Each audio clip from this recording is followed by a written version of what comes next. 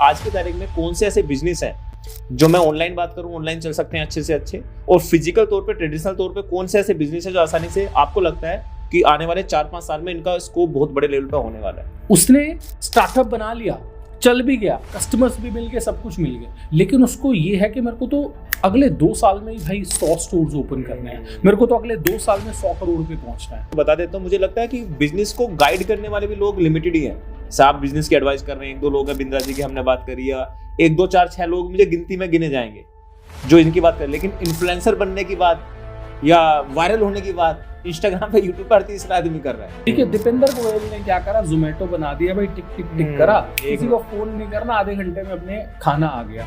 अब वो क्या करने की कोशिश कर रहे हैं, उस आधे घंटे को भी रिड्यूस करके 10 मिनट करने की कोशिश कर रहे हैं, जैसे ज़ेप्टो ब्लिंकिट ने किया। आज की तारीख में इतनी भाग दौड़ वाले सोशल मीडिया के जमाने में हर 30 दिन कोई ना कोई बंदा ब्रांड लेके आ रहा है, लेकिन लिमिटेड लोग ही ऐसे हैं अपने ब्रांड को अव्वल दर्जे पर लेके जाते हैं, और 99% तो स्टार्टअप फेल ही हो जाते हैं। जब मैंने इस ब्रांड को मैं बना रहा था तो मुझे बड़े बड़े ब्रांड्स को कम्पीट करना था, मुझे अंबानी के एक ब्रांड को कम्पीट करना था, मेरे को टाटा के एक ब्रांड को कम्पीट करना था, मुझे बहुत बड़े बड़े ब्रांड्स को कम्पीट करना था। तो मेरे स्टोर जो मॉल्स में हैं।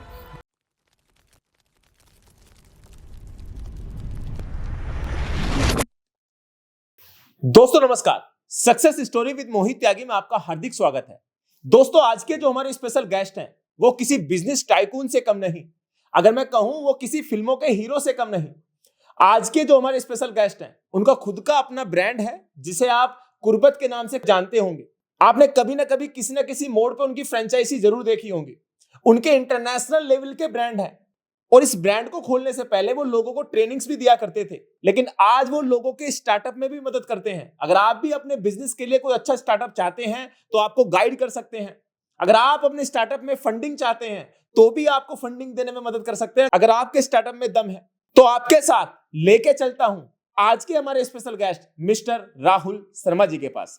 जी राहुल जी नमस्कार, कैसे हैं आप? थैंक यू, बहुत अच्छे, thank you so much for inviting. और आज आपके जो ऑडियंस है, आई होप उनको बहुत वैल्यूएबल इंसाइट्स मिले। जी करूंगा उनको इंसाइट्स देने की। मैं पहले जब स्टार्टिंग में मैं अपनी टीम से डिस्कशन कर रहा था तो मेरे यहाँ पे एक व्यक्ति आते हैं भव्य जी, तो आपको बड़ा फॉलो करते हैं, तो फॉलो तो मैं भी आपके जो ब्रांड है कुर्बत जी, कुर्बत ब्रांड है ना आपका, तो उसको मैं अभी सुबह मॉर्निंग में मिसेस को दिखा रहा था, तो कह रहा था कि आपने जाना, तो बोली कि हाँ 1-2 मॉल में मैंने इसको देखा हुआ है, तो मगर उन्हीं के फाउंडर को मैंने आज बुलाया हुआ है। तो बड़ा अच्छा लगा सर, आज आप स्पेशल गेस्ट बनके हमारे स्टूडियो में आए, तो thank you very much again Rahul sir आपका। तो सबसे पहले मैं आपसे जानना चाहूंगा राहुल जी, अभी प्रेजेंट टाइम में मैं लास्ट पॉडकास्ट मैंने आपकी कुछ देखी, सतीश जी के साथ मैंने आपका एक पॉडकास्ट पूरा देखा आज मॉर्निंग के टाइम में, बड़ा अच्छा लगा। उस पॉडकास्ट में ऐसी चीज मुझे सीखने को मिली जो शायद मैं उन लोगों से कहना चाहूंगा उसको भी देखोगे तो बहुत मजा आएगा। मतलब उनकी ब्रांडिंग में यहाँ पे करने की कोशिश यहाँ पे कर रहा हूँ अपने चैनल के माध्यम से। राहुल जी अभी स्टार्टिंग हम सीधा बिजनेस से करते हैं। बिजनेस आज की तारीख में जब आपने स्टार्ट करा था सोशल मीडिया बिल्कुल नहीं था जी, लेकिन आज सोशल मीडिया में जितना स्पीड से अपने बिजनेस को ग्रो कर सकते हैं इतना ट्रेडिशनल तरीके से नहीं कर सकते, जो मैं समझता हूँ। बिल्कुल, लेकिन आपने अपने मिलियन ऑफ फॉलोअर्स मुझे लगता है पिछले 1-1.5 साल के अंदर ही क्रिएट करे हैं। उससे पहले फिजिकल तौर पे इतना बड़ा व्यापार बनाना ये आसान था या आपने कर दिया? आसान तो है भी नहीं भी है जी। किसी भी बिजनेस को आज आप उठा के देख लो। पहले तो मतलब बात करने से पहले मैं आपकी जो ऑडियंस इस पॉडकास्ट को देखना शुरू कर चुकी है उनको कॉन्ग्रेचुलेट करना चाहूंगा कि वो बिजनेस से रिलेटेड पॉडकास्ट देख रहे हैं। आज की तारीख में इतना सारा कंटेंट यूट्यूब पे अवेलेबल है जी, और उसमें से वो टाइम निकाल के बिजनेस से रिलेटेड पॉडकास्ट देख रहे हैं, means they are on the right track. और मैं उनको यही बोलूंगा कि अब देखने लग गए हो ना भाई, तो इस पॉडकास्ट को पूरा देख लेना। देखो 1-1.5 घंटे शायद हम बात करने वाले हैं, एंड ट्रस्ट मी 1-1.5 घंटे बाद ना तुम बता देना कि पॉडकास्ट में तुम्हें रियल लाइफ से रिलेटेड चीजें सीखने को मिली कि नहीं मिली। ट्रांसफॉर्मेशनल पॉडकास्ट था कि नहीं था, पॉडकास्ट में तुम बता देना जैसे तुम्हें फील हो रहा हो। मतलब अच्छा बुरा जो भी है बता सकते हैं। अच्छा ही बताएगा। सो मैं जितने भी पॉडकास्ट करता हूँ मैं ऑडियंस को बोलता हूँ कि भाई मेरे को कमेंट में ना बता दो कि पॉडकास्ट सुन के तुम्हें कैसा लगा, correct, so that if there are things that I need to improve मैं इंप्रूव कर सकूं। लेकिन जो लोग पॉडकास्ट देख लेते हैं ना वो बोलते हैं पॉडकास्ट ट्रांसफॉर्मेशनल था। तो मैं रिक्वेस्ट करूंगा कि हम लोग भी मेहनत कर रहे हैं पॉडकास्ट करने में, तो जितने ज्यादा लोग इसको देखे शेयर करें उतना मजा आएगा। अब मैं क्वेश्चन पे आ जाता हूँ आपका जो था, बिजनेस बिल्ड करना आसान था क्या? देखो कोई भी बिजनेस बिल्ड करना ना बहुत आसान तो नहीं है, क्योंकि जो बिजनेस आप बिल्ड करने की कोशिश कर रहे हैं ना उसमें छोटे बड़े बहुत सारे प्लेयर्स ऑलरेडी हैं, करेक्ट। ऐसा नहीं है कि आपने कोई ऐसी चीज इन्वेंट कर ली जो आप ही ने इन्वेंट करी है, राइट? फॉर एग्जांपल मैं अपैरल बिजनेस में हूँ, क्लोथिंग ब्रांड मेरा है, बहुत सारे लोग वो कर रहे हैं, राइट? बड़े बड़े ब्रांड्स है, राइट? जब मैंने इस ब्रांड को मैं बना रहा था तो मुझे बड़े बड़े ब्रांड्स को compete करना था, मुझे अंबानी के एक ब्रांड को compete करना था, मेरे को टाटा के एक ब्रांड को compete करना था, मुझे बहुत बड़े बड़े ब्रांड्स को compete करना था। तो मेरे स्टोर जो मॉल्स में हैं, गुड़गांव दिल्ली, गुड़गांव दिल्ली, गाजियाबाद, लुधियाना, बड़े बड़े मॉल्स में स्टोर्स हैं। तो जहाँ पे मेरा स्टोर है वहाँ पे एक बहुत बड़े ब्रांड का स्टोर ऑलरेडी है, तो उनको बीट करना ईजी तो नहीं था, स्ट्रैटेजीज तो बनाने पड़े थे, लेकिन छोटी छोटी सिंपल चीजें करी कि कस्टमर क्या मांग रहा है उसकी बात सुन लो और उसको इम्प्लीमेंट कर लो। यहाँ पे ना एक चीज मैं ऐड करना चाहूंगा राहुल सर आपकी, जैसे आपने बताया कि बड़े ब्रांड को बीट करना एक बड़ा टास्क होता है एक आम आदमी के लिए, ठीक है ना? तो लेकिन आपने उसको कहीं ना कहीं कॉम्पिटिट करने की कोशिश करी, इवन आप कर भी रहे हैं, लेकिन आपको नहीं लगता, मैं वापस अपने क्वेश्चन पे जाऊंगा, जब अगर मैं सन 90 के दशक की बात करूं या 2000 के दशक की बात करूं, जब इंटरनेट इतना हावी नहीं था, आज कोई व्यक्ति आता है अपने ब्रांड को 1 मिनट में मिलियन और फॉलोअर से, होता ना कि स्पॉन्सरशिप के माध्यम से अपने ब्रांड को एकदम पीक पे लेकर चला जाता है। अभी मैं नेक्स्ट उसकी बात करूंगा, कौन कौन व्यक्ति वो थे, या मैं उनकी फ्रेंचाइजी के बारे में बात करूंगा। लेकिन आपने जब उसको किया जब सोशल मीडिया का जमाने नहीं था जी, क्योंकि उस वक्त के दौर पे करना और आज के दौर पे करना, मुझे लगता है जब बड़ा मुश्किल था आज बड़ा आसान था। इस बात को एग्री करते हैं आप? मैं एग्री करता हूँ, लेकिन मेरा बिजनेस बहुत पुराना नहीं है, तो मैंने तो बिजनेस शुरू तभी किया था, अभी रिसेंट, मतलब जब इंटरनेट का जमाना था जब? हाँ, तभी किया है। मतलब कितने साल पुराना ब्रांड है अपना कुर्बत? कुर्बत मैंने कोविड से थोड़ा सा पहले ही शुरू करा है। ओके। तो कुर्बत जो ब्रांड है ये मैंने कोविड से 3-4 महीने पहले ही कंसीव किया है ये वर्ड, और कुर्बत जो है 5 साल पुराना ही ब्रांड है। हैविंग सेड दैट, ओके, कुर्बत को हमने बहुत ज्यादा डिजिटलाइज नहीं करा था, बहुत ज्यादा मार्केटिंग हमने नहीं करी थी, हमने वर्ड ऑफ माउथ पे फोकस करा था। जो कस्टमर मॉल के अंदर ऑलरेडी आ गया है वो हमारे स्टोर पे कैसे आए, हमने सिर्फ वो टारगेट करा था, और जब हमारे पास आ गया है तो वो हमसे प्रोडक्ट खरीद के जाए, कन्वर्जन हो, ये हमने इंश्योर करा था। और जब वो लेके जा रहा है तो दोबारा आए, ये हमने इंश्योर करा था। और जब एक बार लेके चला गया तो दूसरों को हमारे बारे में अच्छी चीजें बताए, वर्ड ऑफ माउथ करे, इन चीजों पे हमने फोकस करा था। तो अभी आप इंस्टाग्राम पे इसको अपने ब्रांड को प्रमोट कर रहे हैं या बस अभी प्रेजेंट टाइम में? नहीं कर रहे हैं, इंस्टाग्राम पे भी कर रहे हैं, वेबसाइट से सेल्स कर रहे हैं, सब कर रहे हैं। मेरी टीम ने डिस्कस जब कर रहे थे, आपका उन्होंने स्टडी कर रहे थे, तो आप ना लोगों को, मतलब जो अच्छे स्टार्टअप है उनको फंडिंग भी प्रोवाइड कराते हैं।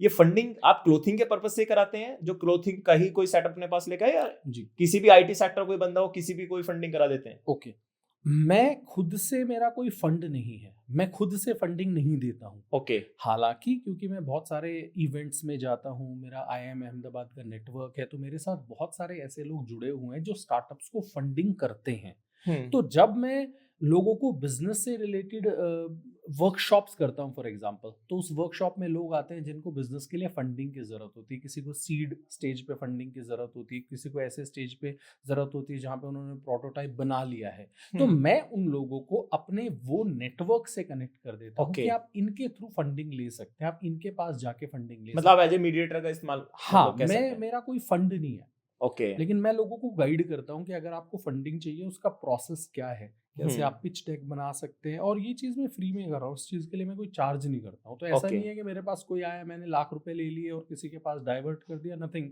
Of that sort. अभी टोटल कितनी ब्रांचेस होंगी सर? 11 हमारी ब्रांच। 11 इंटरनेशनल लेवल पे भी है? अभी इंडिया में ही है। अच्छा, इंटरनेशनल लेवल पे भी नहीं है, तो अभी इरादा है लेके जाने का? अभी फर्स्ट स्टेप जो आपका होता है जब आप एक बिजनेस बनाते हैं, तो you want to have 1 to 10 stores, वो हमने कर लिया है। अभी सेकंड स्टेप जो हमारा है वो 10 to 100 स्टोर्स का स्टेप है। ओके। वो जब हम कर लेंगे तो एक मैनेजमेंट में एक टर्म होती है इजी लोवेस्ट हैंगिंग फ्रूट्स तोड़ना। तो लोवेस्ट हैंगिंग फ्रूट्स ये हैं जो हमारे आसपास हैं। विद इन इंडिया बिजनेस करना रिलेटिवली एक इंडियन बिजनेसमैन के लिए ईजी है, तो ये 3-1 साल में हम कर लेते हैं, 100 स्टोर्स कर लेते हैं। उसके साथ साथ जो हमारा ऑनलाइन डिवीजन है उसके थ्रू हम वर्ल्ड वाइड रीच आउट करने की कोशिश करेंगे over the period of next 12 months. वो जब हो जाएगा तो हो सकता है फिर हम इंटरनेशनल स्टोर्स भी ओपन कर लें। हमारे यहाँ ना सर एक जगह पड़ती है गांधीनगर जी, शायद दिल्ली में भी है ऐसी, तो गांधीनगर कपड़ों का ही मार्केट है जी। तो पहले क्या था, एक ने कोई दुकान खोली, उसके बाद दूसरे ने खोली, तीसरे ने खोली, फिर वहां पे अब पहले लगता था स्टार्टिंग में कि वहां दुकान क्या करोगे, यहाँ तो इतनी सारी ऑलरेडी चल रही है, लेकिन जो भी खोल रहा है उसकी चल जाती है जी, ठीक है ना। तो मैं ये आपके बिजनेस से रिलेट करने की कोशिश कर रहा हूँ कि अगर कोई व्यक्ति आपके जैसा ही कोई ब्रांड क्लोथिंग में लेके, आप तो मेल फीमेल दोनों के कॉस्ट्यूम रहते हैं, फीमेल के रहते हैं? हम फीमेल। अगर कोई ब्रांड ऐसा लेके आने वाला है, चाहता है उसको बड़े स्केल पे काम करना या उसे पूरी तरीके से बनाना, तो क्या आज की तारीख में इतनी भाग दौड़ वाले सोशल मीडिया के जमाने में हर तीसरे दिन कोई ना कोई बंदा ब्रांड लेके आ रहा है, लेकिन लिमिटेड लोग ही ऐसे हैं अपने ब्रांड को अव्वल दर्जे पर लेके जाते हैं और 99% तो स्टार्टअप फेल ही हो जाते हैं। मतलब कौन ऐसे लोग हैं जो 1% जीत के, जैसे आप जैसे लोग आते हैं और नैया पार करके चले जाते हैं, 99% लोग फेल हो जाते हैं? उन फेलियर का रीजन क्या है? जो मेरी ऑडियंस देख रही है बिजनेस रिलेटेड इस पॉडकास्ट को, उनका फेलियर का क्या रीजन है कि वो व्यक्ति फेल हो जाते हैं उस स्टार्टअप में? मैं आपको बता देता हूँ। हम फिलहाल के लिए, क्योंकि आपने स्टार्टअप वर्ड यूज किया है, तो मैं स्टार्टअप और बिजनेस को अलग अलग रखता हूँ। फॉर एग्जांपल, जो आप कपड़े की कहीं पे दुकान खोलते हैं या आप फुटवेयर्स की दुकान खोलते हैं, आप स्टेशनरी की दुकान खोलते हैं, वो एक बिजनेस है जी। बिजनेस और स्टार्टअप में फंडामेंटल फर्क क्या है? बिजनेस और स्टार्टअप में फंडामेंटल फर्क ये होता है कि बिजनेस जो है उससे आप अपना इतना पैसा कमाते हैं कि अपना काम धंधा चल सके। मतलब आप वहां से, उसका जो ऑब्जेक्टिव रहता है ना, वो पैसे कमाना और अपनी लाइफ को चलाना रहता है। एक स्टार्टअप जो रहता है, वो उसका पर्पस जो रहता है ना, वो डेली का अपना लाइफ चलाना नहीं रहता। आप कोई ऐसा प्रोडक्ट डेवलप करते हैं जो लाइफ को डिसरप्ट करता है। करेक्ट। जो रेगुलर लाइफ लोगों की है उसको डिसरप्ट करके और उसमें कोई चेंजेस लाता है। फॉर एग्जांपल, रेस्टोरेंट्स तो पहले भी चल रहे थे, ठीक है? दीपेंद्र गोयल ने क्या करा, इन रेस्टोरेंट्स को एक पोर्टल पे ले आए। भाई घर बैठे खाना ले लो, तो लोगों के लाइफ में कितना बड़ा चेंज आया। जो रेस्टोरेंट्स थे वो पहले भी डिलीवरी करते थे, हम उनको फोन कर देते थे, भाई एक शाही पनीर भेज दे, एक मटर पनीर भेज दे, 2 रोटी भेज दे, वो भेज देते थे, राइट?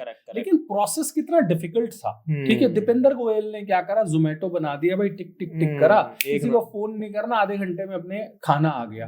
अब वो क्या करने की कोशिश कर रहे हैं, उस आधे घंटे को भी रिड्यूस करके 10 मिनट करने की कोशिश कर रहे हैं, जैसे ज़ेप्टो ब्लिंकिट ने किया।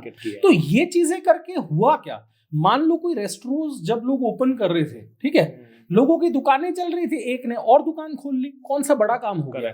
लेकिन जब ज़ेप्टो आया, तो ज़ेप्टो के आने से किराना के स्टोर्स बंद हो गए। उन्होंने क्या करा, लाइफ को डिसरप्ट कर दिया। That is what is called as startup. Getting my point? Correct. तो जब आप बात करते हैं कि 90% स्टार्टअप्स जो है इंडिया में वो फेल हो जाते हैं with in first 5 years। Perfect. Businesses 90% बंद नहीं होते हैं। अगर 100 मेडिकल स्टोर खुल रहे हैं तो 90 बंद नहीं हो रहे हैं।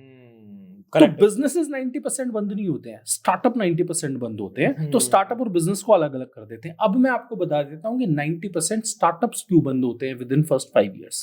आप स्टडी पढ़ेंगे, एक तो बहुत इंटरेस्टिंग स्टडी है जिसमें ये दिखाया गया है कि इंडिया के जो स्टार्टअप्स फेल होते हैं उनमें करीब 73% स्टार्टअप सिर्फ इसलिए फेल होते हैं क्योंकि फाउंडर जो था ना, he wanted to scale too quick. Okay, उसने स्टार्टअप बना लिया, चल भी गया, कस्टमर्स भी मिल गए, सब कुछ मिल गए, लेकिन उसको ये है कि मेरे को तो अगले 2 साल में ही भाई 100 स्टोर्स ओपन करने हैं, मेरे को तो अगले 2 साल में 100 करोड़ पे पहुंचना है। तो जब फॉर एग्जाम्पल बायजूस के साथ जो करेक्ट बायजूस बुरे इंसान नहीं है, मैंने एक पॉडकास्ट में और भी बोला था, बायजूस बुरे इंसान नहीं है, स्टेडियम भर के लोग उसको सुनने आते थे। लेकिन उसने गलती क्या करी, एक ही दिन में इंडिया का सबसे बड़ा ब्रांड बन जाता हूँ, इससे फंड्स ले लिए, उससे फंड्स ले लिए, एम्बेसडर भी बड़े बड़े शाहरुख खान जैसे। राइट, शाहरुख खान ने, उसने शायद मेसी को 300 करोड़ शायद में वो करा था। तो होता क्या है, जब आप किसी इन्वेस्टर से पैसा लेते हैं, जब तक लेट्स से मेरा अभी बिजनेस चल रहा है, भाई मेरे बिजनेस में मेरा जो सबसे मेन ऑब्जेक्टिव है ना, वो ये है कि मेरे को महीने के एंड में प्रॉफिट बनना चाहिए, साल के एंड में P&L पे प्रॉफिट दिखना चाहिए, मेरा पर्पस ये है। लेकिन अगर मैं किसी इन्वेस्टर से 100 करोड़ ले लूं, 50 करोड़ ले लूं, उसको प्रॉफिट से कोई मतलब नहीं है, उसको मतलब है रेवेन्यू कितना बढ़ा। रेवेन्यू बढ़ेगा तो उसको एग्जिट मिलेगा, उसको अपने एग्जिट से मतलब है। करेक्ट। इसलिए क्या होता है, वो आपको पुश करते रहते हैं। ऐसा ही बायजूस के साथ हुआ, बायजूस को पुश करते रहे, बायजूस ने ना 5वीं क्लास तक के कोर्सेज ला दिए डिजिटल। बच्चे कुछ समझ नहीं पा रहे हैं, इसको भी कवर कर लो, उसको भी कवर कर लो, यहाँ भी खोल दो इंस्टीट्यूट, वहां भी खोल दो, ये भी प्रोडक्ट ले आओ। तो ऐसे में क्या होता है, जब आप बहुत ही जल्दबाजी में चीजें करने की कोशिश करते हो तो चीजें नहीं हो पाती है। यहाँ पे मैं एक चीज ऐड करना चाहूंगा, एग्जांपल लेना चाहूंगा, जैसे MBA चाय वाले के बारे में, मतलब जो स्टार्टअप उन्हें मिला था सोशल मीडिया के थ्रू, अच्छे वक्ता हैं, अच्छे बोलते हैं, मतलब दबा के एमबीए चाय वाला फ्रेंचाइजी पूरे हिंदुस्तान में फैली, लेकिन जैसे इस पीक पे ऊपर गया था ना, उस तरीके से लोगों ने स्टोर वहां पे बंद करने भी स्टार्ट करे। तो उसको आप कैसे देखते हैं अपने दृष्टिकोण से? देखो, एमबीए चाय वाला के इशू को मैं एक और दृष्टिकोण से देखता हूँ। वो दृष्टिकोण ये है कि लोगों को लाइफ में चाहिए मजा। करेक्ट। लोगों को दूसरे लोगों को गिराने में आता है मजा। करेक्ट। ठीक है। एमबीए चाय वाला जो है उसने कुछ गलतियां करी होंगी, कुछ झूठ बोले होंगे, ठीक है। आधे व्यापारी झूठ बोलते हैं, आधे व्यापारी झूठ बोलते हैं ना।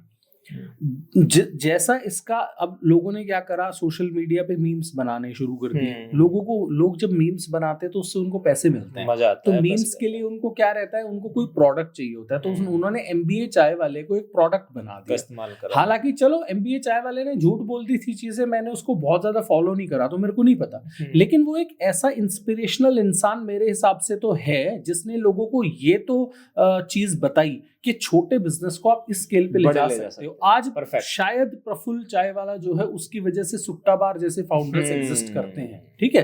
तो प्रफुल्ल चाय वाला को लोगों ने इतना ज्यादा टारगेट कर लिया। इसके बाद विवेक बिंद्रा साहब जो थे, 20 करोड़ लोग फॉलो करते हैं शायद विवेक बिंद्रा को। तो भाई वो इतना बड़ा अगर चोर होता तो 20 करोड़ लोगों को समझ में नहीं आ रहा था ये चोर है, ठीक है। उसका जो वर्किंग मॉडल था वो अलग था कि तुम भी कोर्स लेके और आगे अलग अलग करो, ठीक है।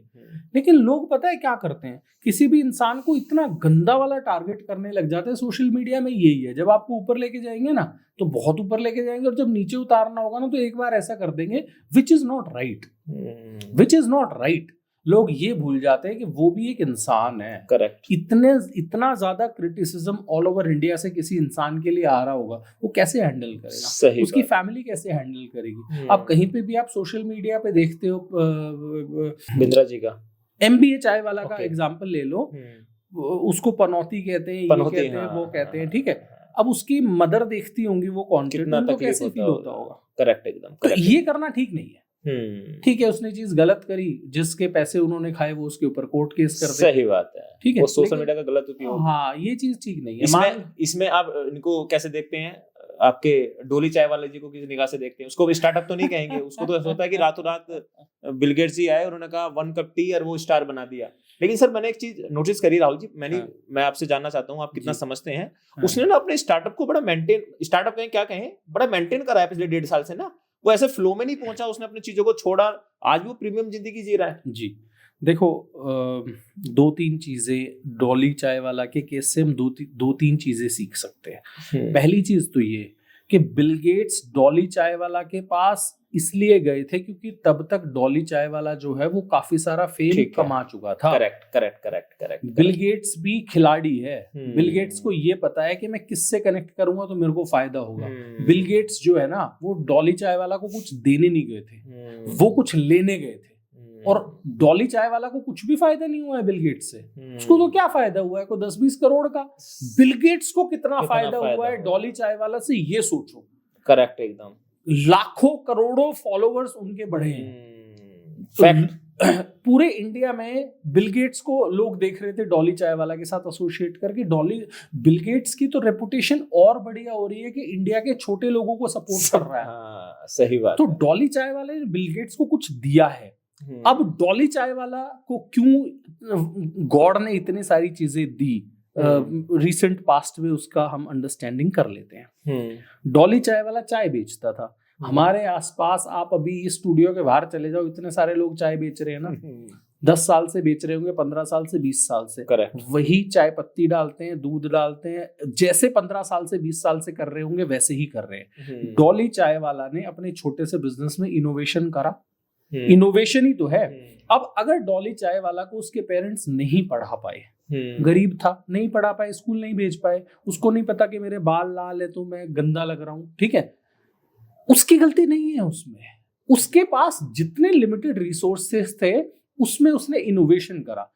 आप एक नॉर्मल चाय बना रहे हो, ठीक है, आप उस चाय में अगर ब्लैक कलर की चाय पत्ती की जगह कोई और कलर की चाय पत्ती डालते हैं और लोग उसको इंटरेस्टिंग देखते हैं चीज को, तो आपने इनोवेशन करा ना। डॉली चाय वाले ने क्या इनोवेशन करा, ऐसे कुछ करके इनोवेशन करा, और उससे इंपॉर्टेंटली इंस्टाग्राम पे चीजें डालना शुरू करी तो वो अपने बिजनेस को डिजिटल लेके गया। कितने चाय वाले आज डिजिटल ले जा पा रहे हैं? उनको पेटीएम भी चलाने नहीं आता ना। तो डॉली चाय वाला ने अपना बिजनेस में जो भी उसके पास लिमिटेड रिसोर्सेस थे उसके थ्रू इनोवेशन करा, तब बिल गेट्स उसके पास गया है। बिल गेट्स को सोते हुए सपना नहीं आया था कि किसी डॉली चाय वाला के पास जाना है। अब पहली चीज तो ये हो गई।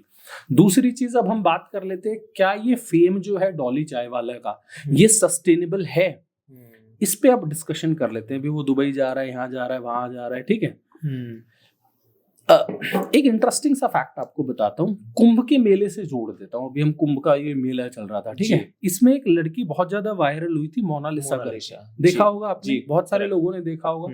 बॉलीवुड के बहुत सारे डायरेक्टर्स, प्रोड्यूसर्स उनके पास पहुंच गए थे कि इसके ऊपर हम फिल्म बनाएंगे। देखा होगा आपने। मैं आपके पॉडकास्ट स्टूडियो में लिख के आपको दे देता हूँ कि वो कोई फिल्म कभी नहीं बनेगी उसके ऊपर।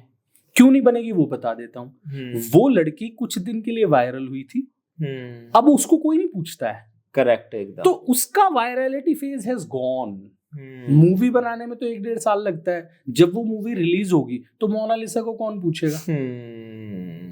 नहीं पूछेगा ना, ठीक है। इसलिए उसके ऊपर कोई मूवी नहीं बनने वाली है। जो लाइमलाइट डायरेक्टर्स, प्रोड्यूसर्स ने लूटनी थी वो लूट ली। Similar is the case with Dolly Chaiwala. अभी लाइमलाइट में है, 2-3-4 महीने से लोग देख रहे हैं। उसके बाद क्या, अगर मान लो आज डॉली चाय वाला को 1 करोड़ रुपए ब्रांड प्रमोशन करके आ गया है, क्या उसको ये पता है कि 1 करोड़ रुपए को कैसे यूटिलाइज करना है? सही पॉइंट है। नहीं पता है उसको, ठीक है। तो उसके साथ मैं डॉली चाय वाला की यहाँ बुराइयां नहीं करना चाहता हूँ। मैं ये जो मॉडल है ना, जहां पे लोगों के पास बिना कमाया पैसा आ जाता है, बिना कमाया भी नहीं कहूंगा, लेकिन सडनली जो पैसा आ जाता है, उस पैसे को डाइजेस्ट करना बहुत मुश्किल है। ये आपने बहुत बनी वाली बात बहुत मुश्किल है जी। हम हरियाणा से हैं, मतलब मैं हरियाणा से हूँ, आप मेरे को नहीं पता कहाँ से है। तो हरियाणा में पिछले कुछ सालों में क्या हुआ था, जमीनें बहुत ज्यादा बिकी थी। परफेक्ट। आप नाथुपुर चले जाओ, बादशाहपुर चले जाओ, शिकोपुर चले जाओ, आपने शुरू किया है ना, मैं वहीं से शुरू करने वाला। DLF चले जाओ जी। लोगों की 15-20 साल पहले बहुत सारी जमीनें बिकी थी और उनके पास इतने पैसे आ गए थे कि पूछो। बोरियों में भर भर के सर फॉर्च्यूनर डालते थे, उनको गिनने नहीं हमारे यहाँ हुआ है ना, मोटा छियानी की तरफ हुआ है। तो अब क्या हो रहा है, जिन कुछ 30-40 साल पहले जिन लोगों के पास पैसे आए थे ना, अब उनके बच्चे जो हैं वो उनकी जमीनों पे बनी हुई बिल्डिंगों में सिक्योरिटी गार्ड की नौकरियां कर रहे हैं। ये बिल्कुल आपने 100 बातों की एक बात कही है। हाँ, और वो जो नौकरियां कर रहे हैं ना, वो रात की कर रहे हैं। रात की पता है क्यों कर रहे हैं? दिन में वो नशेड़ी बन गए थे सारे, अब दिन में नौकरियां करेंगे तो गांजा कैसे फूकेंगे?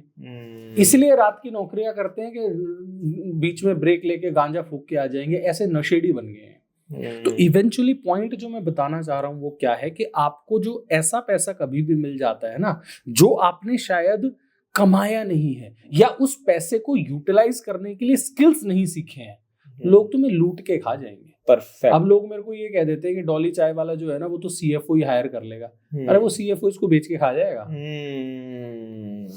परफेक्ट। तो अगर आपको पैसा कमाना है तो पैसा कमाने के साथ साथ उस पैसे को यूज करना कैसे है ना, उसकी ट्रेनिंग लेनी पड़ेगी। अब यहाँ पे ना सर, मैं आपको मतलब यहाँ पे मैं अगर इतना एडवांस बोलूं तो जितने भी इन्फ्लुएंसर झटके से अमीर बने हैं, जैसे मैं यहाँ पे एक ऐड कर देता हूँ, जैसे बाबा का ढाबा चलता था, रानू मंडल तेरी मेरी कहानी एकदम पीक पे पहुंची, आज वो कहाँ है पता भी नहीं है कहाँ है, ठीक है ना। आप तो बात कर रहे हो रानू मंडल और बाबा का ढाबा की, चलो ये तो इलिटरेट एजुकेटेड लोग हैं और ये जो फेमस हुए उनमें उनका कोई रोल भी नहीं। हाँ, मैं उनको एक बार छोड़ देता हूँ, 1 मिनट के लिए इनको छोड़ देता हूँ।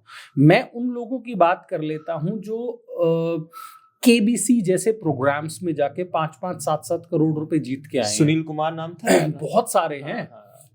एक स्टडी आप कोई भी उठा के देखना, जिन लोगों ने लॉटरियां जीती है ऑल ओवर द वर्ल्ड, मैं सिर्फ इंडिया की बात नहीं कर रहा हूँ, या जिन लोगों ने इस प्रोग्राम से पैसा जीता है ना, वो पैसा जीतने से पहले जैसी उनकी लाइफ थी ना, या तो वापस वहां पे पहुंच गए हैं या उनकी लाइफ उससे खराब हो गई है। इसका मेजर रीजन सर यही है कि उनको एजुकेशन की कमी है या कोई और भी मेजर रीजन? मेजर रीजन यही है कि लाइफ का जो प्रोसेस है ना, उसमें क्या है कि आप चीजों को सीखते हैं धीरे धीरे करके। आज मान लो मेरे पास फॉर एग्जांपल मेरे ब्रांड की वैल्यू 100 करोड़ है और मेरे को एलॉन मस्क आज ही 1000 करोड़ की फंडिंग कर दे, हो सकता है मैं उस 1000 करोड़ की फंडिंग को ढंग से ना इन्वेस्ट कर पाऊं, क्योंकि मैंने अभी तक 100 करोड़ तक की फर्म चलाई है। ओके, आगे 110 करोड़ की चलाऊंगा, फिर 150 करोड़ की चलाऊंगा, फिर 200 करोड़ की चलाऊंगा।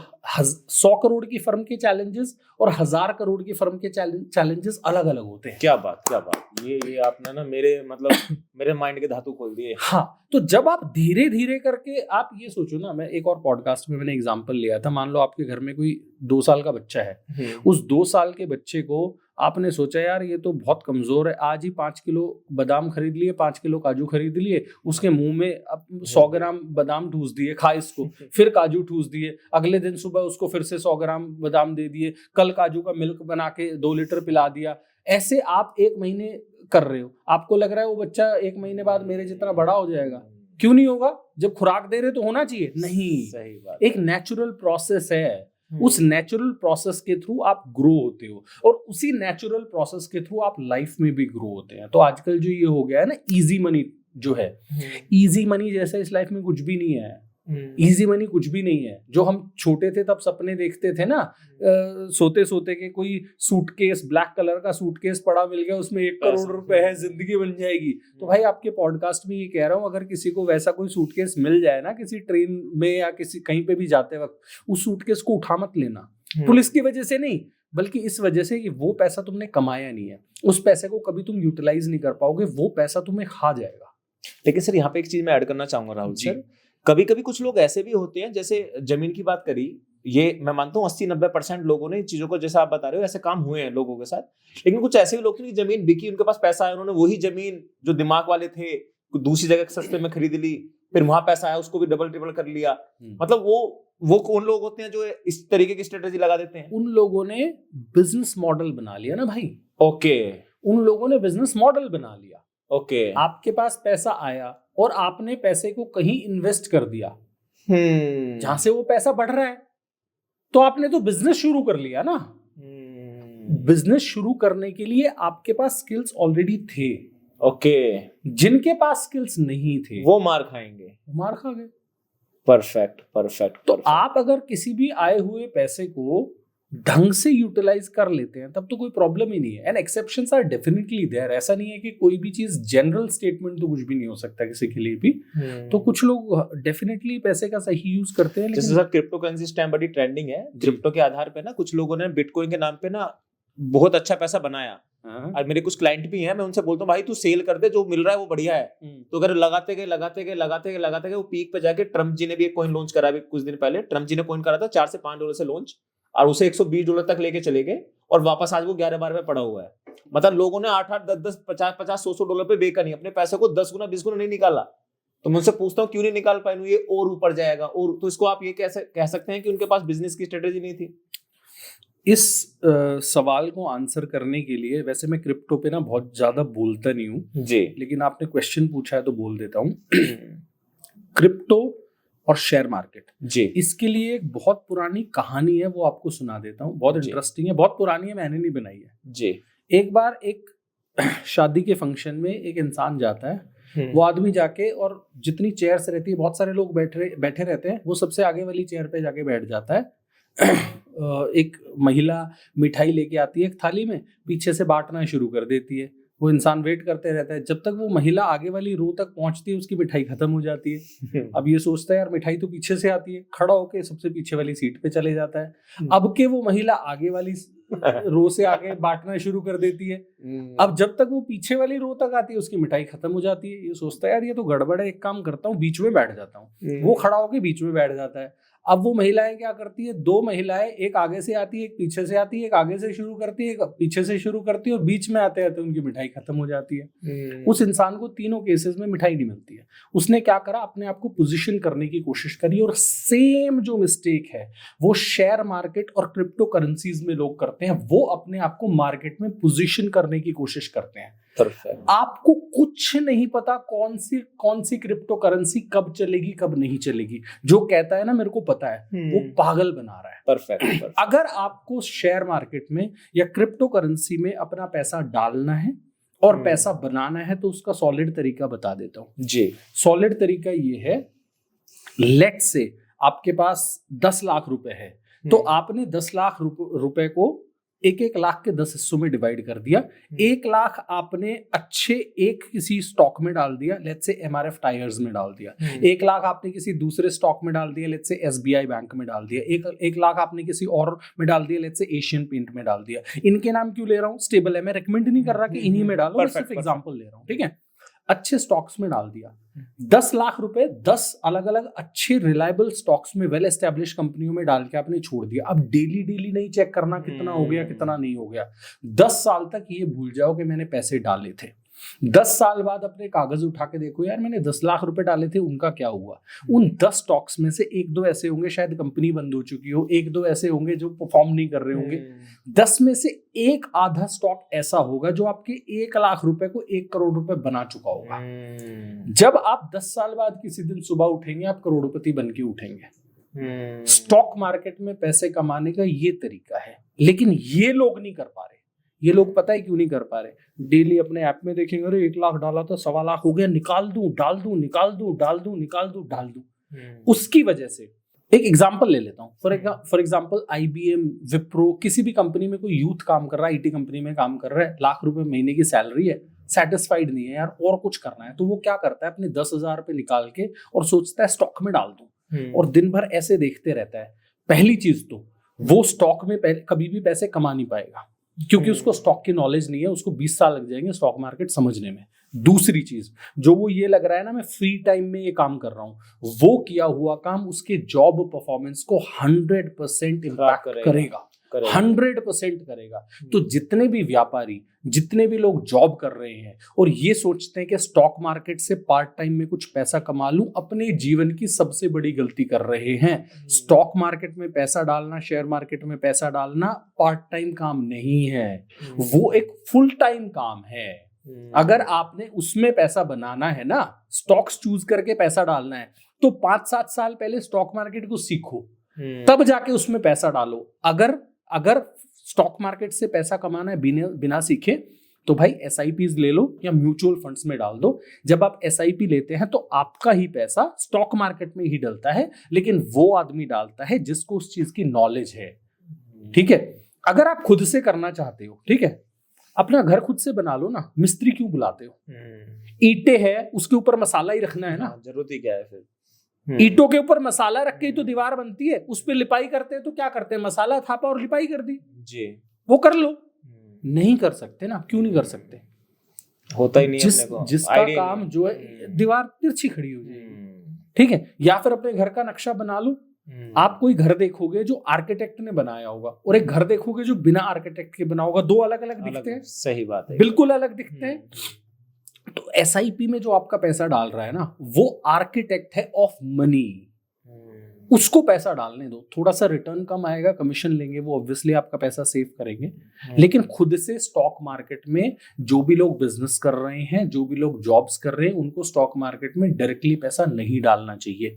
फिर भी अगर डालना है तो उसका तरीका मैंने बता दिया, डाल के 10 साल के लिए भूल जाओ। कोई एक कंपनी जो है वो तो अच्छा परफॉर्म कर ही देगी। Same is the case with crypto currencies. Crypto currency में कुछ लोगों ने 2020-2021 में पैसा डाला था, 2022-23 तक मोटा हो गया था वो पैसा, हुआ था 24 तक फिर वापस वहीं चला गया जहां 2020 में था। तो जब आप अपने आप को पोजीशन करने की कोशिश करते हो तो प्रॉब्लम है। जिसने 2011 में लेके डाल दिए थे क्रिप्टो और 2020 में बेचता, सही बात है, तो वैसे ही पैसे कमा लेता। हालांकि वो उस पैसे कमाए हुए पैसे को यूज फिर भी नहीं कर पाता। तो ना कमाए क्रिप्टो से तो बढ़िया है, सही बात है, पैसा उन साधनों से कमाए जहां पे जब आप वो पैसा कमाते हैं तो उसको कमाने का तरीका भी आप सीख जाते हैं। मैं तो सर हमेशा अपनी टीम से बोलता हूँ, ये जो जितने भी डिजिट है ना, ये सब ये एथिकल पैसा नहीं है। मतलब ये मैं मान के चलता हूँ, ये डिजिट ऐसी हैं, कब जीरो हो जाएंगी पता नहीं चलेगा। पैसा वो जो अपने बैंक अकाउंट में है। मेरा कहना ये है, आप पैसा उस तरीके से कमाओ जिस तरीके से आप उसको दोबारा भी कमा सकते हो। लेट्स से आपने क्रिप्टो में 10 लाख रुपए कमा लिए, ठीक है, क्या आप 10 लाख दोबारा कमा सकते हो? आपको नहीं पता, न्यूनतम परसेंट चांस आपको नहीं पता। लेकिन अगर लेट्स से आपने किसी बिजनेस में 10 लाख कमा लिए, अगले साल आप उस 10 का तो गेम आप समझ ही गए हो, अगले साल आप 15, 20, 25, 30 कमा सकते हो, क्योंकि एक साल में आपने बहुत सीखा है। क्रिप्टो में कुछ नहीं सीखा था, डाल के छोड़ा था। अगले बार डालोगे तो पता नहीं क्या होगा। लेकिन बिजनेस में आप मान लो, एक एग्जांपल ही ले लेते हैं भाई, तुम बिस्किट बेच रहे हो दुकान पे, ठीक है, दुकान पे बिस्किट बेच रहे हो, एक साल तक तुमने सिर्फ पार्ले जी बेचे, एक साल तक तुमने सिर्फ पार्ले जी बिस्किट बेचे अपने दुकान पे, और उससे तुमने साल का 5 लाख रुपए कमाया फॉर एग्जाम्पल। अगले साल 5 लाख का तो प्रोसेस तुम सीख ही गए हो, उससे तो नीचे नहीं जाओगे, चांसेस बहुत कम है। वैसे तो चांसेस है कोई कॉम्पिटिटर आ जाए, लेकिन आप उस प्रोसेस को सीख गए हो। आपके पास नया करने का बहुत कुछ है। आप 5 की जगह इस बार डबल पार्ले जी बेच के 10 लाख कमा सकते हो, और स्टोर्स खोल के 15 लाख कमा सकते हो, उसको ऑनलाइन ले जाके 25 लाख कमा सकते हो। लेकिन क्रिप्टो में क्या करोगे? नहीं कर सकते। तुम पैसा ही डाल सकते हो और वेट कर सकते हो। वो फिर उनमें जागरणों में जाके भगवान से वो करो, ये भगवान मेरे पैसे ऊपर चला जाए नीचे चला जाए, वो उसी में लगे रहते हैं लोग। और तो कुछ नहीं कर सकते ना। What is your contribution in crypto currency, earning money from crypto currency? There is no contribution. तुम क्यों चौड़े हो रहे हो? तुमने 20 लाख कमा लिया, क्यों चौड़े हो रहे हो? तुमने 20 लाख कमा लिया, कुछ किया हो तो बताओ ना भाई। तुमने जॉब जब आप करते हो, आप मेहनत करते हो तो आपको पैसा मिलता है, बिजनेस आप करते हो तो आपको पैसा मिलता है। क्रिप्टो करेंसी से तुमने 50 लाख कमा लिया तो तुमने कौन सा तीर मार दिया? सही बात। ये तो किसी और की मेहनत से बढ़ा है। तूने तो जुआ खेला था, सट्टा मारा था तूने, सट्टा चल गया, फिर से मार ले सट्टा, ही जीरो हो जाएगा। So this is the point. Perfect, आपने बड़ा अच्छा एग्जांपल यहाँ पे दिया। और मैं लास्ट ना इस चैनल के माध्यम से ना, मैं स्कैम जो होते हैं ना सर जी, नेटवर्क मार्केटिंग में स्कैम होते हैं, क्रिप्टो के नाम पे स्कैम होते हैं। जैसे आजकल गेम के ऊपर वो चला ना, जुआ गेम चल रहा है। मैंने एक वीडियो बनाया, कलर ट्रेडिंग। मैंने बिग डैडी वीडियो बनाया था अपने इसी चैनल पे, जहाँ मेरा पॉडकास्ट डलता है, तो उस पर 4 लाख व्यूज है। और उसमें सबके जो, अगर आप कमेंट जाके पढ़ेंगे ना, देखना जरूर पॉडकास्ट के बाद, लोगों ने जब कितने ना कैसी मैंने माँ के पैसे, मैंने पापा के पैसे, मैंने पढ़ाई छोड़ के यहाँ लगा दिए, ऐसे मरे पड़े हैं दबा दबा के। और हर वीडियो पे व्यूज वही है, 3 lakh, aviator game, big daddy, TC lottery, ना जाने कितने भर के। तो लोगों को ये होता है, जो मैं भारत की सोच समझता हूँ, वो मेहनत से कम पैसा कमाना चाहते हैं, वो शॉर्टकट रास्ते ज्यादा अपनाना चाहते हैं। उसके पीछे का क्या रीजन है? इंडिया में ज्यादा है, बाहर की कंट्री में ये सब कुछ होता है? देखो, कोई भी चीज नई जब आती है ना जी, तो उसके मिसयूजेस ज्यादा होते हैं। अवेयरनेस बाद में आनी शुरू होती है। इंडिया में इंटरनेट अभी आया है कुछ साल पहले जी। तो जब से जियो आया था, 2019-20 की बात है, शायद 16-17 की बात है, डिमोनेटाइजेशन के आसपास की शायद बात है, कि इन्होंने वो जो अपने 1 GB का प्लान 360 का होगा वो चेंज करके नेट को फ्री कर दिया था, टाइप्स, मतलब ऑलमोस्ट फ्री आज की तारीख में। उसके बाद से ये चीजें हुई है। तो सबसे पहले स्टेप में हो क्या रहा है, लोगों के पास इंटरनेट जा रहा है, लोग उसको यूज करना सीख रहे हैं। तो जब आप यूज करना चीजों को शुरू करते हैं तो आप गलतियां करते हैं। तो ये फेज इंडिया के लिए ऐसा है जहां पे लोग गलतियां कर रहे हैं, गलतियां कर करके सीख रहे हैं। ठीक है, हमारी गवर्नमेंट हालांकि इसमें वीक है, उन्होंने बहुत सारे गाइडलाइंस नहीं जारी किए लोगों को। ठीक है, गवर्नमेंट ने क्या करा, जैसे आप किसी को कॉल करोगे तो उस कॉल पे सिर्फ ये आता है कि आप किसी के धोखे में ना आए, यही बोलते हैं। अब वो कौन ही सुन रहा है कॉल पे। ठीक है, लेकिन एक्चुअली गवर्नमेंट को क्या करना चाहिए, एजुकेशनल प्रोग्राम्स लाने चाहिए स्कूल में, बच्चों को ना ये सिखाया जाए, स्कूल में बच्चों को सिखाया जाए। बिजनेस में जो लोग होते हैं, बिजनेसमैन के लिए वर्कशॉप करी जाए। ठीक है, अब मैं बिजनेस कर रहा हूँ, मेरे को सरकार कभी कुछ सिखा रही है? कुछ नहीं सिखा रही। मैं तो खुद कोर्सेज करके चलो पैसा डाल के सीख रहा हूँ, लेकिन क्या गवर्नमेंट का बिजनेसेस के लिए फ्रॉड होने से कैसे बचाए, इसके लिए बिजनेसमैन के लिए कोई प्लान है? अवेयरनेस प्लान नहीं है, और अगर होगा भी तो उसकी जनरल लोगों को नॉलेज नहीं है। तो गवर्नमेंट को यहाँ पे एक क्रूशियल रोल प्ले करना चाहिए। मैंने एक गुड़गांव के एसीपी साहब है प्रियांशु दीवान, मैंने उनका पॉडकास्ट आपका देखा है थोड़ा सा, उनके साथ मैंने एक पॉडकास्ट करा था जी। तो उन्होंने जो चैलेंजेस हाईलाइट करे हैं ना, उसमें सबसे बड़ा जो चैलेंज है ना, वो साइबर स्कैम है। वो इनफैक्ट साइबर स्कैम ही देखते हैं, लेकिन साइबर स्कैम के अंडर जो स्कैम्स हैं, किस तरीके के? इन्वेस्टमेंट रिलेटेड स्कैम सबसे ज्यादा है। ओके, स्टॉक मार्केट में पैसे डाल दो डबल हो जाएंगे, इसमें पैसे डाल दो ट्रिपल हो जाएंगे, सीनियर सिटीजन्स को फंसाया जा रहा है। तो अभी अवेयरनेस की कमी है, जैसे जैसे अवेयरनेस बढ़ेगा तो शायद ये साइबर क्राइम्स कम होंगे। लेकिन भारत में आपको नहीं लगता कि ज्यादा हैं और कंट्री के हिसाब से? इंडिया में ज्यादा इसलिए है क्योंकि अभी हम इंटरनेट यूज करना सीख रहे हैं। ओके, अभी हाथ कुछ लोगों के जले नहीं है, जिन के हाथ जलते रहते हैं उनके फैमिली में फिर स्कैम होने के चांसेस कम हो जाते हैं।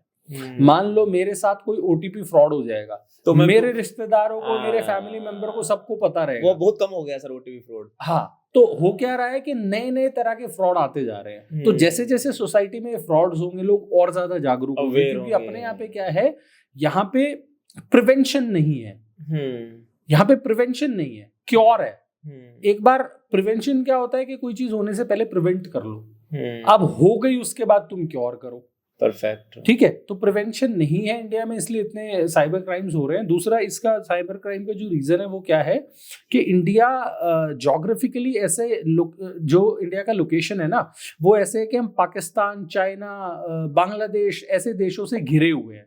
ठीक है। इन देशों में क्या है, चाइना को एक बार थोड़ा सा साइड कर दो तो पाकिस्तान या बांग्लादेश जैसे देश जो है, इनमें अनएम्प्लॉयमेंट बहुत ज्यादा है। ठीक है। और इन स्पेशली पाकिस्तान जो है और चाइना के साथ भी इंडिया के रिलेशंस बहुत अच्छे नहीं है, डिप्लोमेटिक रिलेशंस बहुत अच्छे नहीं है। तो जो साइबर क्राइम करने वाले लोग इन कंट्रीज में बैठे हुए हैं, पाकिस्तान में हैं, अब इंडियन गवर्नमेंट कोई इंफॉर्मेशन पाकिस्तान गवर्नमेंट को भेज के ये नहीं कह सकती कि इस्लामाबाद में एक कॉल सेंटर चल रहा है 150 लोगों का, इसको बंद कराओ।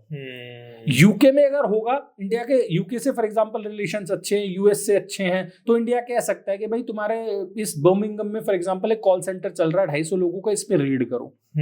पाकिस्तान के साथ ऐसा नहीं कर सकता इंडिया, चाइना के साथ ऐसा नहीं कर सकता। तो ये जो साइबर क्राइम वाले लोग बैठे हुए कंबोडिया में बैठे हुए हैं, अब कंबोडिया के साथ किसी के रिलेशन इस तरह के है नहीं, कोई एक्शन लिया जाए। सूडान में बैठे हुए, साउथ सूडान में बैठे हुए हैं। तो इस तरह के चैलेंजेस है जो पुलिस के कंट्रोल में भी नहीं है। पुलिस ये थोड़ी है कंबोडिया में जाके रेड डाल देगी, अपने यहाँ तो हरियाणा पुलिस नोएडा में रेड नहीं डाल सकती। वो पूरे अप्रूवल प्रोसेसेस जो रहते हैं वो सारी चीजें रहती है। इसमें ना मैं एक चीज और ऐड करना चाहूंगा, जैसे मैं यूएस को मान के चलता हूँ, यूएस कंट्री काफी डेवलप कंट्री है, वहां पे ना स्कैम आसानी से होते भी नहीं है। जो मैं मतलब कुछ क्लाइंट्स हैं सर यूएसए के, जैसे MLM पे यहाँ पूंजी स्कीम चलती है, मतलब हर दूसरा बंदा कंपनी खोल कर बैठ जाता है, सेक्टर 63% में हर दूसरी जगह कंपनी है और मार्केटिंग में पैसा खर्च करता है, स्कैम कर जाता है। लेकिन जब मैं यूएस के कंपनी के साथ कनेक्ट हुआ था, एफिलिएट प्रोग्राम था, तो उन्होंने कहा यार ये चीज वहां नहीं चलती। सर यहाँ की गवर्नमेंट बड़ी ना सख्त है, ये एक एथिकल तरीके से चलते हैं, इसलिए वो जैसे भी चल रहा है ना टिकटॉक भारत में वो ले रहा है, वो सॉरी इलोन मस्क एक्वायर कर रहा है चाइना वाली एप्लीकेशन, कुछ पैसे फंडिंग देके कि हम चलोगे तो हमारे तरीके से चलोगे, और उस कंट्री को हर कंट्री एक्सेप्ट भी कर लेती है यूएसए को, भाई जैसे कह रही है वो बढ़िया है। उसका क्या रीजन, उनकी सोच है, हमारी इंडियन लोगों की सोच में अंतर है सर। मैं आपको समझाने की कोशिश करता हूँ ये चीज। फॉर एग्जाम्पल दुबई में आप कभी भी जाओगे, दुबई का एग्जाम्पल लेते हैं, अपने पास ही है। दुबई में आप जाओगे तो दुबई में कोई भी जो ड्राइवर है ना, रोड पे गाड़ी रोकेगा ही नहीं आपको उतारने के लिए जी, रेड लाइट जंप ही नहीं करेगा। क्यों नहीं करेगा? जो फाइन्स है ना बहुत स्ट्रिक्ट है, बहुत स्ट्रिक्ट फाइन्स है। अच्छा, हाँ, मतलब इंडियन रुपीस में अगर हम बात करें तो 25,000 30,000 रुपए ऐसे फाइन्स हैं। ठीक है। लोग कोशिश ही नहीं करते गलत काम करने की, और उसके बाद फाइन्स के बाद ऐसा नहीं है कि तुम भाग जाओगे गलत करके। आपके अकाउंट आपको जहां पे भी आपकी गाड़ी रजिस्टर्ड है, जिस कंपनी में आप काम कर रहे हो, वहां पे इंटीमेशन चला जाएगा और आपको पैसे भरने रहेंगे। लेकिन इंडिया में जब इंडिया ये चीज करने की कोशिश करी तो इंडिया में क्या था, जैसे हेलमेट का चालान 100 रुपए का है, उसको 5,000 का, सीट बेल्ट का शायद 1,000 से बढ़ा के 10,000 कर दिया। तो उससे हुआ क्या, जो पुलिस वाले पहले 100 रुपए लेते थे उन्होंने बढ़ा के अपनी रिश्वत 1,000 रुपए कर दी थी। हुआ था कि नहीं हुआ था? परफेक्ट, बिल्कुल सही कह रहे हैं। तो ये अब वो यही डराते हैं कि 10,000 का है, 1,000 रुपए दे दे। तो इवेंचुअली हुआ क्या, लोगों के डर, लोगों का जो डर होना था कि भाई अब चालान 25,000 का है, 30,000 का है, उनको वो डर नहीं है। अब उनको ये डर है भाई पुलिस वाले 100 रुपए की जगह 1,000 रुपए लेंगे। तो उन्होंने क्या करा, लोगों ने अपने दोस्तों यारों के थ्रू पुलिस वालों से दोस्तियां करनी शुरू कर दी। भाई तेरा कोई है क्या, फोन करवा देता हूँ, ये करवा देता हूँ, वो करवा देता हूँ। तो इंडिया में ना जुगाड़ बहुत चलते हैं, और उसका रीजन ये है भाई पॉपुलेशन इतनी ज्यादा है। किसी भी लॉ एंड ऑर्डर को इम्प्लीमेंट करने के लिए आपका जो law enforcement versus general public का जो रेशियो है वो सॉलिड होना चाहिए। अब इंडिया में मान लो 1 लाख लोग हैं, उनके साथ एक पुलिस वाला है, तो 1 लाख लोगों को कैसे केटर करेगा? सही बात है, पॉपुलेशन इतनी बड़ी है ना। तो जहां पॉपुलेशन इतनी ज्यादा होती है, इसलिए मैं कई बार ये कहता हूं कि इंडिया को ना यूएस से या चाइना से या दुबई से फॉर एग्जांपल लर्निंग तो लेनी चाहिए, लेकिन हम उनके लॉज को ऐसे यहाँ पे इम्प्लीमेंट नहीं कर सकते। क्योंकि अगर मान लो फॉर एग्जांपल हम अपने लॉज को स्ट्रिक्ट करते हैं, लॉज को स्ट्रिक्ट करोगे तो क्या होगा, ज्यादा लोग जेल में जाएंगे, हमारी जेलें वैसे ही भरी पड़ी है, मतलब ज्यादा cases supreme court cases courts में जाएंगे, हमारे केसेस में तो वैसे ही 20 साल में नंबर आ रहा है। तो अगर आप लॉज को स्ट्रिक्ट कर भी लोगे तो उससे होगा क्या? पनिशमेंट तो तुम दे ही नहीं पा रहे 25 साल तक, 30 साल तक। तो एंटायर इकोसिस्टम जो है ना उसको चेंज करने की जरूरत है। सबसे बड़ा चेंज कहाँ लाने की जरूरत है? दो, हमारा ये लॉ एंड ऑर्डर पे था नहीं पॉडकास्ट, लेकिन टॉपिक्स निकल गए। तो हाँ, तो सबसे बड़ा जो चेंजेस लाने की जरूरत है ना, वो ये लाने की जरूरत है कि हमारे जो सुप्रीम कोर्ट में केसेस चल रहे हैं ना, पहले उनको डीक्लटर करो यार। 20 लाख मान लो हमारे पास फाइल्स है, पहले इनको 5 लाख पे लाओ। ये 15 लाख जो केसेस है उनको खत्म करो। गवर्नमेंट जो है, कोर्ट्स जो है, वो लोगों को रिक्वेस्ट करें, एक बार लोगों के पास आके वो करें कि भाई अपने जो केसेस है इनका निपटारा करो। जो तुम्हारे 15-15, 20-20 साल पुराने केसेस लगे हुए हैं उनको निपटारा करो। और ये स्ट्रिक्ट गाइडलाइंस हो कि अगर कोई फेक केसेस करता है तो उनके ऊपर भी एक्शन होगा। अभी क्या होता है कि कोई भी महिला जो है वो किसी भी पुरुष पे कुछ भी केस लगा सकती है। करेक्ट, ठीक है। आपने वो दिल्ली वाला केस की अगर हम बात करें तो देखा होगा, वीडियो बनाया था उसका, शर्मा क्या नाम था उनका पूरा, ऐसे याद नहीं आ रहा, गुरलीन कौर, जसप्रीत कौर, कुछ ऐसा नाम था, मेरे को ध्यान नहीं है जो भी नाम था। लेकिन हुआ क्या, उस लड़के की तो जिंदगी खराब होगी। वो लड़की कनाडा चली गई। अब वो बेचारा इतने साल से धक्के खा रहा है, वो ना डेट्स के लिए आती ना कुछ होती है। तो क्या हुआ, लड़के को तो हैरेसमेंट हुआ, लड़के को क्या हुआ, कुछ भी नहीं हुआ। उसको भी इक्वली हैरेस होना चाहिए था ना अगर केस झूठा था तो अभी क्या हो रहा है, बहुत सारे तो फेक केसेस हो रहे हैं। तो ये फेक केसेस वगैरह बंद हो, डीक्लटर हो, तो शायद चीजें बेटर हो सकती हैं। परफेक्ट, एकदम। यहाँ पे ना दो चीजें और मैं आपसे कनेक्ट करना चाहूंगा। पहले जो हिंदुस्तान के अंदर बिजनेस चलते थे, या मैं बिजनेस पे के साथ साथ इंडिया के लोगों के सिस्टम की बात करूं, अब ना लोगों ने जैसे ये भी एक बिजनेस ही मान के चलो। पहले पुलिस वाले की जो सैलरी थी ना, तो करीब करीब 15-20 से स्टार्ट हुई थी, वो 30-40 तक चली जाती है। अब वो जाने के बाद वो अब एज ए बिजनेस, मैं क्लास में नाम नहीं लेना चाहूंगा, अपने पुलिस वाले विभाग से हैं, वो कह रहे कि हम 40,000 रुपए ऐसे कमाते हैं इसलिए नौकरी नहीं कर रहे, हम बाहर से इतना कमाते हैं इसलिए नौकरी, ये हमारा बिजनेस है। तो मतलब सबके बिजनेस करने के फॉर्मूले भी वकीलों से लेके, पुलिस वालों से लेके, हर व्यक्ति के अलग अलग बनते चले जा रहे हैं। आपको क्या लगता है कि आज की तारीख में गवर्नमेंट जॉब, मान के चलता हूं अभी प्रेजेंट टाइम में काफी जो पहले पीक था उसके मुकाबले 100 गुना ज्यादा पीक गवर्नमेंट जॉब का हो चुका है? यानी कि पहले क्या था, फौजियों को उठा के ले जाया करते थे, चल भाई तेरी काठी अच्छी है, चल फौज में भर्ती हो जा। लेकिन आज लाखों लोग पहुंच जाते हैं फौज में मारने के लिए। कभी मेडिकल में निकल गया बंदा, कभी कहाँ पे निकल गया, रिटर्न में निकल गया। लेकिन आज की तारीख में आपको नहीं लगता भारत के अंदर जॉब के प्रति भी लोग बहुत पीछे चले जा रहे हैं, जब ये लोग बिजनेस की तरफ जा रहे हैं, मतलब बिजनेस से हट जाते हैं इसलिए जॉब की तरफ ज्यादा जा रहे हैं, गवर्नमेंट जॉब की तरफ? देखो, पॉपुलेशन जो है ना वो रैपिडली इंडिया में बढ़ रहा है जी। तो किसी भी देश में जब पॉपुलेशन इतना रैपिडली बढ़ता है ना, तो उसके लिए एम्प्लॉयमेंट के चैलेंजेस तो आते हैं। तो इंडिया में पॉपुलेशन बहुत ज्यादा बढ़ रहा है और उतने एम्प्लॉयमेंट अपॉर्चुनिटीज है नहीं। एम्प्लॉयमेंट अपॉर्चुनिटीज क्यों नहीं है उसको समझ लेते हैं। किसी भी देश में एम्प्लॉयमेंट अपॉर्चुनिटीज तब जनरेट होते हैं जब उस देश की जो पॉपुलेशन है वो सिर्फ अपने लिए प्रोडक्ट्स ना बनाए, बाहर के लिए भी प्रोडक्ट्स बनाए। ठीक है, क्या इंडिया बाहर के देशों को चीजें बना के एक्सपोर्ट कर रहा है? बहुत सारे केसेस में नहीं। लिमिटेड कुछ हम कश्मीर से एप्पल्स भेजते हैं, कुछ हम धागे मतलब बहुत सारी चीजें कर रहे हैं। मैं ये नहीं कह रहा हूँ एक्सपोर्ट बिल्कुल नहीं हो रहा है, मैं ये नहीं कह रहा हूँ, लेकिन जो हमारा एक्सपोर्ट है ना बहुत लिमिटेड है। तो अभी क्या होता है, जैसे दिल्ली में कोई व्यापारी बैठा है, ठीक है, और वो व्यापारी लेट्स से थान की किसी भी चीज का एग्जांपल हम ले लेते हैं, लेट्स से बेकरी ओपन करता है, तो वो केक जो बेचने की उसकी सोच रहती है ना, वो अपने आसपास बेचने की सोच रहती है। ठीक है, मेरी भी वैसी सोच है। जब भी हम कोई चीज बेचने की कोशिश करते हैं तो हम आसपास सबसे पहले बेचने की कोशिश करते हैं, फिर दूसरे सिटीज में, फिर दूसरे स्टेट्स में, फिर ऑल ओवर इंडिया बेचने की कोशिश करते हैं। लेकिन बहुत सारे यूरोपियन कंट्रीज जो छोटे हैं, चेक रिपब्लिक का फॉर एग्जांपल एक एग्जांपल ले लो, बहुत सारे कंट्रीज है, मैं नाम नहीं लूंगा क्योंकि मेरे को एग्जैक्टली याद भी नहीं है उनके डेटा जो है वो। तो वो क्या करते हैं, उनके यहाँ पे पॉपुलेशन ही नहीं है, तो जब वो अपना कोई प्रोडक्शन प्लांट लगाते हैं तो उनके दिमाग में ये होता है कि भाई ये चीज यूएस में बिकनी चाहिए, मेरे यहाँ तो पॉपुलेशन ही नहीं है, मैं कहाँ बेचूंगा। तो जब वो प्रोडक्ट बना रहे हैं ग्लोबल रिक्वायरमेंट के लिए, तो जब यूएस में बिक रहा है तो यूके में भी बिक जाएगा, यूके में बिक रहा है तो स्विट्जरलैंड में भी बिक जाएगा।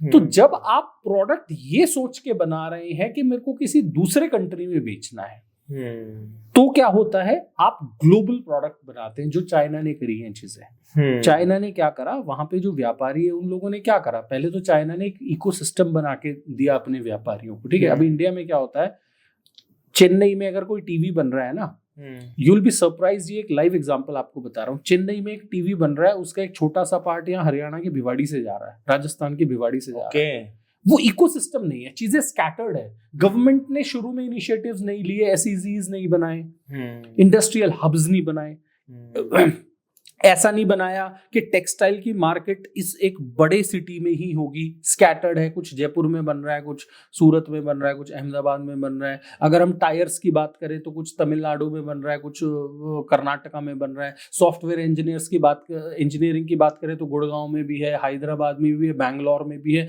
तो हुआ क्या, एक क्लस्टर नहीं बन पाया। एक अगर क्लस्टर बन पाता तो क्या होता, इन्वेस्टर्स को भी अगर कोई चीज चूज करनी है तो वो क्या करते, एक ही गढ़ में चले जाते और वहां पे सारा घूम के और चीजें आइडेंटिफाई कर लेते। चाइना ने ये बहुत अच्छे से करा है, इकोसिस्टम बना के दिया है। तो वहां के व्यापारी अब क्या कर रहे हैं, जब भी कोई प्रोडक्ट बना रहे हैं तो ग्लोबल डिमांड्स के लिए बना रहे हैं। तो ग्लोबल डिमांड्स के लिए जब तुम प्रोडक्ट बना रहे हो तो ऑब्वियसली बहुत सारे देशों में चाइना को ऐसे लगे तो यूनिवर्स डिमांड, यानी कि वो अपना सूरज भी उन्होंने खुद ने बना लिया वो यूनिवर्स डिमांड भी कह सकते हैं। तो जो उनके दिमाग में सेट है, अब मैं एग्जांपल देना चाहूंगा, डीप सीक करके बनाया है, डीप सीक। अब उसने क्या काम करा, चैट जीपीटी करा था, हम इससे सस्ता कोई बना नहीं सकता, इसके जैसा कोई नहीं बना सकता। उन्होंने उससे भी एडवांस बना लिया। मतलब वो उनकी सोच, मैं आपसे पूछना चाहूंगा, मतलब कैसी सोच होती होगी सर उनकी। डीप सीक जो बनाया है, ये वैसे तो ये चीज पब्लिक डोमेन पे इंफॉर्मेशन काफी रेडीली अवेलेबल है। ये किसी टेक कंपनी ने नहीं बनाया, ओके, कोई और कंपनी है, शायद कोई फाइनेंस कंपनी है। अच्छा, और उनका ये पार्ट टाइम प्रोजेक्ट है। अच्छा, ये किसी टेक कंपनी ने बहुत बड़े इन्वेस्टमेंट या गवर्नमेंट फंडिंग से नहीं बनाया जी। कोई फाइनेंस कंपनी शायद है, उनका एक साइड प्रोजेक्ट है ये। ओके। तो लोगों का जो सोचने का जो तरीका है ना, वो थोड़ा सा उस स्केल पे है कि वो चीजें करते हैं जो दूसरे लोग नहीं कर रहे हैं। हम अभी उन्हीं चीजों में उलझे हुए हैं जो दूसरे लोग कर रहे हैं, उनको कॉपी करने की कोशिश कर रहे हैं। कॉपी करना भी बुरा नहीं है, कॉपी करना भी बुरा नहीं है, लेकिन बुरा क्या है कि जैसे ही हम कॉपी करते हैं, मान लो हमने कोई 1000 रुपए का चाइना में, यूएस में कोई प्रोडक्ट है, इंडियन रुपीस में अगर बात करें 1000 रुपए का यूएस में कोई प्रोडक्ट है, इंडिया में हमने उसको कॉपी करा और हमने उसको 600 रुपए का लाया, कस्टमर कहता है 200 दूंगी, तो वो उसकी थर्ड कॉपी निकाल देता है। तो हमने कॉपी तो कर ली, लेकिन कॉपी भी थर्ड कॉपी करी। क्यों? क्योंकि हमारे कस्टमर को पैसे नहीं खर्च करने हैं, क्योंकि हम एक डेवलपिंग कंट्री है। तो जैसे जैसे लोगों के पास पैसे आने शुरू होंगे, लोगों की बाइंग पावर बढ़नी शुरू होगी, वैसे वैसे हम बेटर क्वालिटी प्रोडक्ट्स भी बनाएंगे। लेकिन उसके लिए हमें क्या करना पड़ेगा, हमारे जीडीपी जो है उसका ग्रोथ और फास्टर करना पड़ेगा। जो भी हम 6% 7% की बात करते हैं, उसको हमें 10% 11% पे लाना पड़ेगा। जैसे चाइना ने पिछले कुछ सालों में करा था, उस तरह का डेवलपमेंट हमें करना पड़ेगा। और जो हमारी गवर्नमेंट्स हैं उनको बहुत ज्यादा इन चीजों पे डिस्कशंस करने पड़ेंगे। तो ये चाइना को जो फायदा मिला है ना, ऑटोक्रेसी का फायदा मिला है, जो नुकसान हमें डेमोक्रेसी में होता है। जैसे आप यूएई की हम बात करें तो दुबई की, वहाँ ये थोड़ी है कि आज कांग्रेस है कल बीजेपी और आपस में ही लड़ रहे हैं, इसका प्रोजेक्ट इसने खराब कर दिया, इसने खराब कर दिया। दिल्ली में अपने केजरीवाल साहब अभी गए हैं तो बीजेपी वाले उनके आम आदमी क्लिनिक्स जो थे उसको कर रहे हैं। मतलब मैं किसी भी पॉलिटिकल पार्टी की बात नहीं करना चाहता, लेकिन होता क्या है, 5 साल इसने काम करा, अब अगला 5 साल वाला इसको पहले बिगाड़ेगा फिर काम शुरू करेगा। वहां पे क्या हो रहा है, कंसिस्टेंटली 20 साल से 30 साल से रूलिंग एक फैमिली कर रही है। उस फैमिली के पास अगर आप, जैसे रिसेंटली मैंने एक दुबई ट्रिप करा, इसलिए मैं दुबई के आपको एग्जांपल्स ले रहा हूँ। जैसे वहां पे जो एक ये म्यूजियम बना है, म्यूजियम ऑफ फ्यूचर, एक म्यूजियम वहां पे बना है, तो वहां पे आपको ये दिखा रहे हैं 2070 में दुबई कैसा होगा। अच्छा, म्यूजियम में आपको ये चीजें दिखा रहे हैं। अच्छा, एयर टैक्सीज चलेंगे, तो एक विजन है तभी तो दिखा रहे हैं। इंडिया में कहीं ये बता दो 2052 में इंडिया कैसा होगा। ड्राइविंगलेस कार की नौबत नहीं है तो अभी। ठीक है, तो एक विजन होना बहुत जरूरी है। जब आपके पास एक विजन होता है तब आप उसकी तरफ चलते हैं। आप एक एग्जांपल ले लो ना, आप निजामुद्दीन रेलवे स्टेशन पे खड़े हो जी, वहां पे बहुत सारी ट्रेनें खड़ी हुई है। जब आपको ये नहीं पता मेरे को जाना कहाँ पे है, तो कौन सी ट्रेन में बैठोगे? हमें तो अभी ये नहीं पता ना हमें जाना कहाँ है हमारा 2050 का विजन, 2040 का विजन कहाँ है। कौन ये कह रहा है कि 2050 में हमारी कितनी % महिलाएं जो हैं वो जॉब कर रही होंगी, या कितनी % महिलाएं जो हैं वो अपना बिजनेस करके बैठी होंगी? कौन कह रहा है ये? 2050 तो दूर की बात, 2025 का नहीं पता लोगों को हमारा विजन क्या है। कौन बता रहा है? 2040 में हमारे देश में कितने IITs होंगे? कौन बात कर रहा है? हमारे देश में 2035 में कितने एम्स होंगे?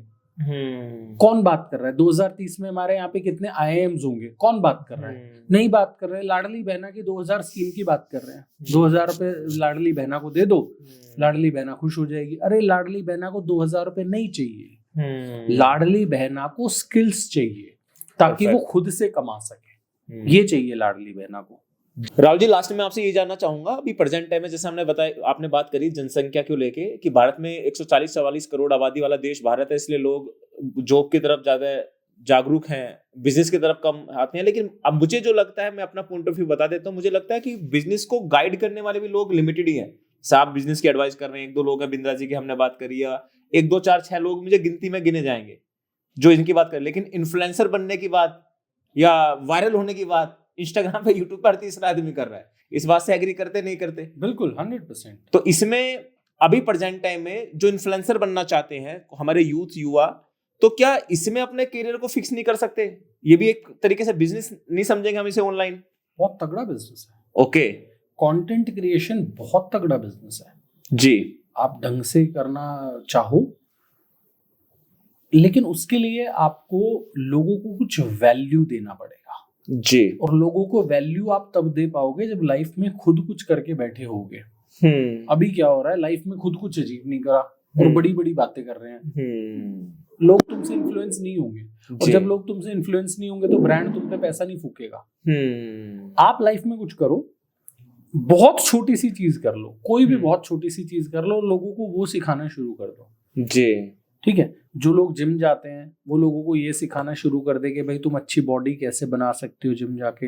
जिनको डांस आता है वो लोगों को ये सिखाना शुरू कर दे कि डांस के स्टेप्स कैसे है। अभी जो नाच हो रहा है उसकी बात नहीं कर रहा हूँ। डांस तो बहुत सारे लोग इंस्टाग्राम पे कर रहे हैं, लेकिन वो वल्गैरिटी है, उससे आप लोगों को कुछ सिखा नहीं रहे। डांस करो, लेकिन डांस में लोगों को सिखाओ कि क्लासिकल डांस करना है तो कैसे आप कर सकते हो, क्या क्या स्टेप्स होते हैं, कैसे आप मॉर्निंग से इवनिंग तक अपना स्केड्यूल बना सकते हो कि आप डांस भी कर पाओ, अपना ऑफिस का काम भी कर पाओ, टाइप्स। राइट। तो जब आप एजुकेशनल कंटेंट बनाते हैं तो लोग आपको फॉलो करते हैं, आपसे इंस्पायर होते हैं, आपसे इन्फ्लुएंस होते हैं। जब लोग आपसे इन्फ्लुएंस होते हैं ना, तो ब्रांड्स आप पे पैसा खर्च करते हैं। डाइटिशियन दुनिया भर का पैसा कमा रहे हैं, पॉडकास्टर्स भी बहुत ट्रेंड पे कमा रहे हैं। हमने इसको समय पे अपडेट करा, आप भी आजकल पॉडकास्ट कर रहे हैं। राइट। तो मतलब आपका पॉडकास्ट करने का पर्पस पैसे कमाना ही है या बस एज ही एंजॉय के पर्पस से कर लिया? नहीं, पैसे कमाना तो पर्पस नहीं है, और मुझे नहीं लग रहा कि मैं पॉडकास्ट से पैसे कमा भी पाऊंगा। अच्छा। हाँ, क्योंकि पॉडकास्ट से पैसे कमाने के लिए आपको उसमें बहुत ज्यादा टाइम एफर्ट्स देना पड़ता है। हम नहीं दे सकते उतना। एक बिजनेस भी चला रहे हैं, उसके साथ फिर ये बिजनेस से रिलेटेड। कुर्बत से अलग कौन सा बिजनेस है अभी अपना यही 100% इसी में दे रहे हैं, इससे अलग भी कहीं अभी दे रहे हैं अपना? नहीं। बिजनेस की अगर बात करें तो कुर्बत जो मेरा ब्रांड है वो मैं चला रहा हूँ। उसके अलावा कंटेंट क्रिएशन जो बात करें, इसमें मैं कुछ वर्कशॉप्स करता हूँ। तो वो एक, अगर उसको आप एक बिजनेस कंसिडर करना चाहें, जहाँ पे लोग डिफरेंट सिटीज से मेरे ऑफिस में आते हैं और मैं उनको सिखाता हूँ कि तुम बिजनेस कैसे कर सकते हो जी। तो इसको अगर आप एक बिजनेस, मतलब प्राइवेट लिमिटेड कंपनी मेरी है इस चीज की भी, तो वो भी है तो एक बिजनेस है। तो ये 2 चीजें मैं कर रहा हूँ। हालांकि बात हो रही थी पॉडकास्ट से पैसे कमाने की, तो मैंने उसको as a podcast, as a money वाला सोर्स नहीं देख के रखा। मुझे लगता है इंस्टाग्राम भी आप ऐसे इस्तेमाल नहीं करते। हाँ। पैसे कमाने का मतलब ये लगता है कि बस अपनी बातें लोगों तक रखें, वही बातें लोगों तक रखें। और जो कंटेंट बनाने में खर्चा होता है, 2-3 लाख रुपए महीने का खर्चा हो जाता है, वो आना चाहिए। जेब से खर्च करके नहीं कंटेंट बनाना है जी। ठीक है, मैं भी व्यापारी हूँ, ऐसा नहीं करूंगा कि कुर्बत से कमा रहा हूँ और कंटेंट में 3 लाख रुपए महीने का डाल रहा हूँ। ठीक है, स्टूडियो भी है, 1.5 लाख रुपए के कैमरे भी है, एडिटर भी पैसे लेता है, फोटोग्राफर भी शूट करने आता है, सोशल मीडिया मैनेजर भी है, 2.5-3 लाख रुपए महीने का खर्चा है, तो वो तो निकलना चाहिए ना भाई। जी जी जी जी जी जी, बहुत बढ़िया बात आपने कही है सर। लास्ट में मैं आपसे चाहूंगा लोगों को एडवाइस करने की, आज की तारीख में कौन से ऐसे बिजनेस हैं जो मैं ऑनलाइन बात करूं ऑनलाइन चल सकते हैं अच्छे से अच्छे, और फिजिकल तौर पे ट्रेडिशनल तौर पे कौन से ऐसे बिजनेस है जो आसानी से आपको लगता है कि आने वाले 4-5 साल में इनका स्कोप बहुत बड़े लेवल पे होने वाला है? देखो, बिजनेस तो सारे ही अच्छे हैं जी, डिमांड हर चीज की रहेगी, आज भी है। डिपेंड ये करता है कि आप कौन से बिजनेस को अच्छे से कर सकते हैं। अभी जनरली लोगों का क्या रहता है, वो ये देखते हैं कौन सा बिजनेस बढ़िया चल रहा है मैं वो कर लेता हूँ। नहीं यार, आप कौन से बिजनेस में फिट होते हो ये भी तो देखो। लेट्स से आप शेफ हो तो आप रेस्टोरेंट की तरफ देखो, आप मेडिकल स्टोर थोड़ी खोलोगे। सही बात है एकदम। आपका एजुकेशनल बैकग्राउंड क्या है, आपका एक्सपीरियंस क्या है, आपका फैमिली बैकग्राउंड क्या है, उसके बेसिस पे आप बिजनेस चूज करो, शॉर्टलिस्ट करो, ठीक है। लेकिन अब आपने क्वेश्चन पूछ लिया है कौन से बिजनेसेस चलेंगे, ऑनलाइन कौन से करे जा सकते हैं, तो कोई भी आप प्रोडक्ट बेस्ड बिजनेस कर लें। और जो प्रोडक्ट जो है वो ऐसा होना चाहिए कि उसकी वैल्यू बहुत कम भी ना हो, 300 रुपए से ऊपर हो, 2000 तक हो।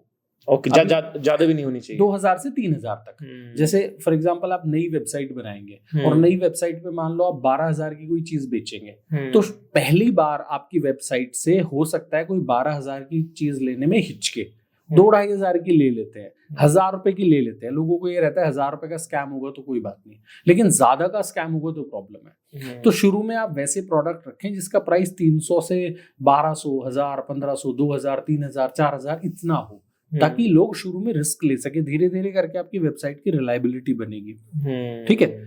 300 से कम होगा तो आपकी शिपिंग कॉस्ट ही मैनेज नहीं हो पाएगी, राइट। तो कोई भी ऐसा प्रोडक्ट आप ले ले जिसकी 300 से 2000, 3000 तक की वैल्यू हो, प्रोडक्ट हो। सर्विसेज ऑनलाइन सेल करना थोड़ा डिफिकल्ट है, तो आपका बिजनेस चलने के चांसेस हैं। बहुत बड़ी बात आपने कही है सर, अपने ऑडियंस से कहता भी हूँ बहुत। एक लास्ट पॉडकास्ट में आपका देख रहा था ना, पता नहीं किसके साथ था मुझे नहीं पता, 2-3 पॉडकास्ट मैंने थोड़ा स्पीड करके देखी थी। आपने कहा था इतना बड़ा इंटीरियर लगाने की जरूरत नहीं है, लोगों उतना पैसा, मतलब बहुत बड़ी टीम चाहिए मुझे, लोग स्टार्टअप लगाने की कोशिश करते हैं कि 10, 5, 20 लाख तो चाहिए। आपने कहा था कि फूफा से, मामा से, चाचा से पैसे उधार लगा लेते हैं, वो बिजनेस स्टार्टअप उनके फेल हो जाते हैं। लेकिन मेरा मानना ये है सर, जिसको करना होता है सब कुछ छीन लो, जब करके दिखा देगा। जिसको करना नहीं होता तो सब कुछ घोड़े बंदूक सब दे दो, सब वहां पे फेल हो जाता है। तो बड़ी अच्छी बात आपने कही सर, और बड़ा अच्छा लगा आपसे बात करके राहुल सर। समय हमें ज्यादा नहीं देता, जितने ऑडियंस अभी हमारे साथ कनेक्ट है, आपको इस पॉडकास्ट के अंदर क्या स्पेशल लगा?